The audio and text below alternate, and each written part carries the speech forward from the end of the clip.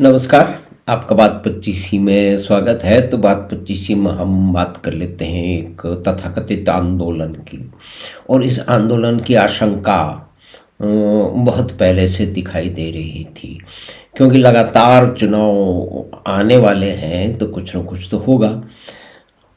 और इसमें कई महीनों से कुछ मीटिंगें चल रही थी, कुछ लोग आपस में मिल रहे थे, कुछ विदेश जा रहे थे। यानी कि पिछली बार भी जो दिल्ली पर चढ़ाई हुई थी, उसको यही मान सकते हैं ना कि पिछली बार तो वो घुस गए थे। ये नहीं सोचा समझा गया था कि भाई ट्रैक्टरों की ट्रॉलियाँ लेकर के ये क्यों घुस रहे थे, कोई हमला कर रहे हैं, कोई कोई दूसरे देश पे हमला कर रहे हैं, कोई किसी दूसरे का शासन है, प्रजातंत्र है। आपको सरकार बदलनी है तो वोट दे करके आप बदल जाइए, लेकिन ऐसा तो होने वाला नहीं है। इसमें बहुत सारे लोग हैं जो कि लगातार एक वितंडा, एक झंझट, एक झंझावात क्रिएट करना चाहते हैं। जनता उनको वोट नहीं दे रही है, हारे चले जा रहे हैं, लेकिन ये इनके इन प्रकार हैं। और उसमें बहुत सारे जॉर्ज और सोरोस जैसे हैं, उन्होंने तो कह दिया कि वो देश की सत्ता को बदल देंगे। उसके लिए उन्होंने फंड भी निर्धारित रखा है और चीन भी लगा हुआ है। ये जो भी कुछ धड़ेबाजी हो रही है, जो नारेबाजी हो रही है, जो भीड़ लग रही है सड़कों पे, जिसने आम लोगों का जीवन यापन परेशान कर दिया है। अब समस्या ये है कि सब लोग जो है वो बड़े इमोशनल होकर सोचने लगते हैं। वास्तविकता क्या है कि ये एमएसपी जो है वो हरियाणा, पंजाब और उत्तर प्रदेश के, पश्चिमी उत्तर प्रदेश के कुछ क्षेत्रों यानी कि 8% किसानों को ही काम आती है। लेकिन पंजाब में और कितनी भी भीषण भीषण समस्याएं हैं, उनकी तरफ कोई बात नहीं चली, उस पर कोई उसकी तरफ कोई इशारा नहीं है, उसके बारे में कोई शिक्षा नहीं है, उसका कोई समाधान नहीं है। जो कैंसर ट्रेन चल रही है बठिंडा से, वो क्यों चल रही है? वो सालों से चल रही है, दशकों से चल रही है, वो कब बंद होगी? कैंसर क्यों हो रहा है? क्यों जो है वो जो जो भूमि है वो कंटेमिनेटेड हो चुकी है, जहरीली हो चुकी है, और पानी में भी जहर घुल गया है, और लोगों के खून में, लोगों के ब्लड में पेस्टिसाइड्स के जो है वो ट्रेसेस पाए जा रहे हैं। ऐसा करीब 100 या 150, मतलब काफ़ी बड़ी संख्या में है। तो ये जो मुख्य समस्या है उसकी तरफ से कोई ध्यान नहीं दे रहा है।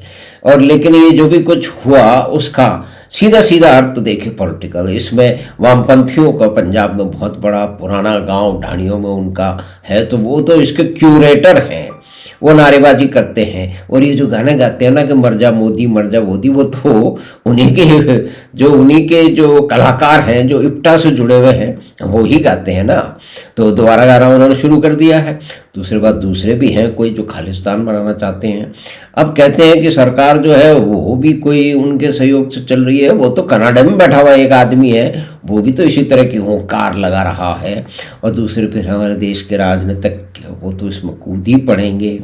तो चलिए, हमें वोट नहीं मिलते, हमें जनता नहीं करती, हम किसी तरह से, उसके तो नेता एक कह रहा है कि हमें जो है ना वो मोदी का नाम खराब करना है, उसको बदनाम करना है।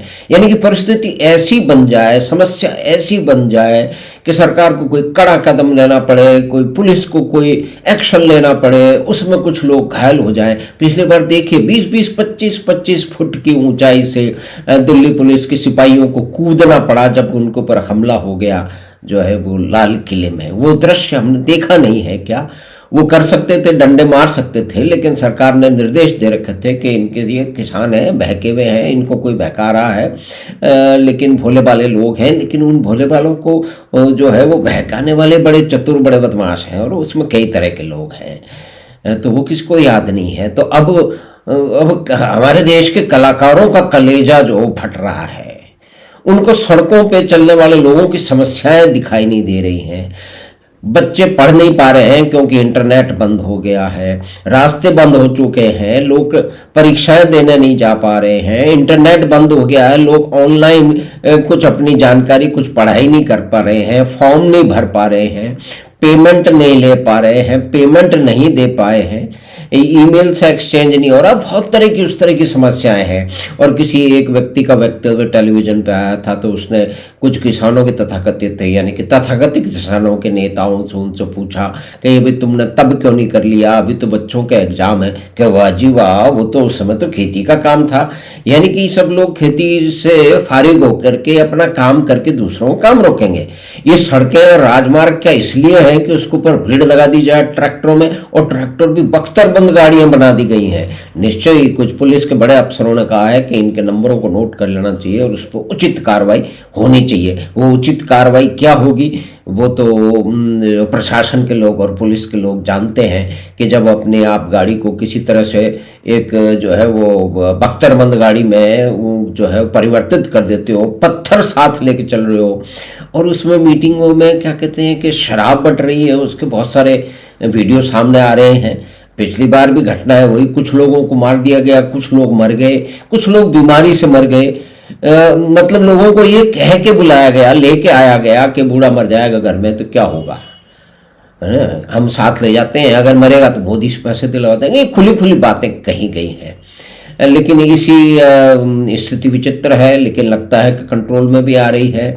लेकिन ये समझा जा सकता है कि किसी भी चीज के लिए मानेंगे नहीं। दूसरा, जो 3 कृषि कानून थे उसमें कोई भी एक्सपर्ट सिद्ध कर दे कि वो ये पहला एक आंदोलन था जिसने अपने बढ़ोतरी के लिए अपनी स्वतंत्रता को उसने उस पर जंजीरें डाली थी। यानी कि मंडी के अलावा जो ऑप्शन वही तो दिया जा रहा था, मंडी खत्म तो नहीं की जा रही थी। और ये भी बात यह है कि सिर्फ 8% लोग किसान ही देश के, और मुख्य रूप से पंजाब के किसान, वो बार बार क्यों दिल्ली पर चढ़ाई करते हैं, उसके कारण बहुत सारे हैं। उसके कारण है, उसके पॉलिटिकल कारण है, ये हम समझते हैं। कुछ आइडियोलॉजिकल कारण है और कुछ विदेशी शक्तियों का इसमें हाथ है। जैसे कनाडा में भी लोग बैठे हुए हैं, दूसरी जगह भी बैठे हुए हैं। जॉर्ज सोरोस तो है ही, और चाइना नहीं, चाइना की मीडिया जो है ग्लोबल टाइम्स उसको बहुत अच्छी तरह से प्रचारित कर रहा है कि भाई भारत में कुछ गड़बड़ हो रही है, किसान परेशान है। किसान किस बात के लिए परेशान है? कोई भी आदमी ये सिद्ध नहीं कर सकता। और दूसरी बात यह कि किसानों कि वो जो है वो मर्सिडीज में चलने वाले, भाई मर्सिडीज में चलने वाले को किस चीज की कमी है आप बताइए? वो आंदोलन करेगा, मतलब ये कमाल की बात है। लेकिन चलिए, इस हिंदुस्तान में सब कुछ विचित्र, विशाल और विवश देश में सब कुछ चलता आया है। बहुत सारी भोंडी भोंडी बातें सुन ली जाती हैं, लोग इमोशनल। और देखो, किसान आंदोलन के बारे में, अन्नदाता के बारे में कुछ नहीं बोलो तो वस्त्रदाता के बारे में भी मत बोलो, शिक्षा दाता के बारे में भी मत बोलो, दवाई दाता के बारे में भी मत बोलो, और जीवन दाता डॉक्टर के बारे में भी मत बोलो। और जो है वो क्या कहते हैं, व्यंजन दाता खाने दाना। एक आदमी आ रहा था, उसने कहा मैं रेस्टोरेंट चलाता हूँ, तो मैं कह दूं कि मेरे पास में जो है वो क्या क्या ग्राहक नहीं आ रहे, तो सरकार मुझे इतने 100 ग्राहकों के लिए रोज मुझे इतने पैसे दे। कोई कह रहा है कि भाई 10,000 रुपए तो हर व्यक्ति को दिए जाने चाहिए, और 700 रुपए और भी दिए जाने चाहिए, और दुनिया के सारे जितने भी जो वो कानून है उसके अंदर से वापिस आ जाए। भाई क्यों? भाई इसमें बात है कि बात देश के अंदर भी अनाज पैदा हो रहा है, बाहर भी अनाज पैदा हो रहा है, तो दोनों में इतना डिफरेंस क्यों होगा? तो ये बहुत सारी गड्ढमड सी बातें हैं। और इसमें पी साईनाथ तो बड़े ज्ञानी हैं, गांव के बारे में, गांव की इकोनॉमी के बारे में, गांव की परिस्थितियों के बारे में, गांव के आड़तियों के बारे में, गांव के किसानों के बारे में उनका कलेजा हमेशा रोता रहता है। बड़े बड़े लेख लिखते रहते हैं। 2018 का एक लेख है, पी साईनाथ नाम है। आप जो है ना वो जो है वो इंटरनेट पे गूगल पर टाइप कर लीजिए, उनके पूरे लेख आ जाएंगे। और उसके अंदर फिर छाटिए पंजाब, और उसमें सिन्स ऑफ आड़तियाज, यानी कि आड़तियों के सिन, आड़तियों के पाप के कारण जो है ना पंजाब के किसान पता नहीं कितने दशकों से परेशान हैं। उसका मूल कारण यही है कि आड़तिया जो है वो किसान को जकड़ लेता है। और मुख्य बात ये भी है कि 2 या 3 फसलों में ही उसको आधारित करके रह सकते हैं। कोई जमीन किसी की लेने नहीं आ रहा था। टाटा बिरला और अंबानी कोई जरूरत नहीं है कि किसानों की जो है ना 1-1, 2-2 बीघा जमीन लेंगे। कितनी मूर्खता की बात है, लेकिन हमारे लोगों को मूर्ख बना दिया जाता है। और बड़े आश्चर्य की बात है कि भोले भाले लोग मूर्ख बन भी जाते हैं। तो हमें तो याद है कि किस तरह से झूठा जो है वो क्या कहते हैं भ्रम फैला के, अफवाह फैला करके जो है ना वो शाहीन बाग का भी आंदोलन चलाया गया था। तो ये इस तरह के आंदोलन की क्या परिणति होने वाली है ये आगे समय में देखा जाएगा। लेकिन इसके पीछे जो ताकतें हैं, इसके पीछे जो सोच है, इसके पीछे जो सोच है और जो आवश्यकताएं हैं वो मुख्य रूप से आइडियोलॉजिकल है। यानी कि हारे हुए लोग फिर सड़कों पे हल्ला करके, और समंदर का याद है जो कह रहे थे कि अब लड़ाइयाँ सड़कों पे लड़ी जाएंगी, अब पार्लियामेंट और विधानसभाओं का कोई काम नहीं रह गया। ये IAS ऑफिसर हैं, वो NAC के मेंबर थे, ऐसे बहुत सारे, योगेंद्र यादव भी उन्हीं के मेंबर थे। तो हमने बातचीत की, ये जो आंदोलन चल रहा है, सड़कों पे जो अफरा तफरी हो रही है, लोगों को आने जाने में परेशानी हो रही है, इंटरनेट बंद है, बहुत सारी हर तरह की परेशानियां हो रही हैं, लेकिन इनको मतलब नहीं है। लेकिन हमारे बहुत सारे लोग इमोशनल हुए पड़े हैं, कोई रैशनल उसके ऊपर कोई जानकारी बिना लिए हुए लोग दनादन कुछ भी बोले चले जा रहे हैं। तो हमें आशा है कि छोटी सी बातचीत आपको पसंद आई होगी, तो आप चैनल बात 25 को सब्सक्राइब करें और लिंक अपने मित्रों और परिवार के साथ साझा करें। हम आपसे फिर मिलेंगे बात 25 की अगली बात में। धन्यवाद, नमस्कार।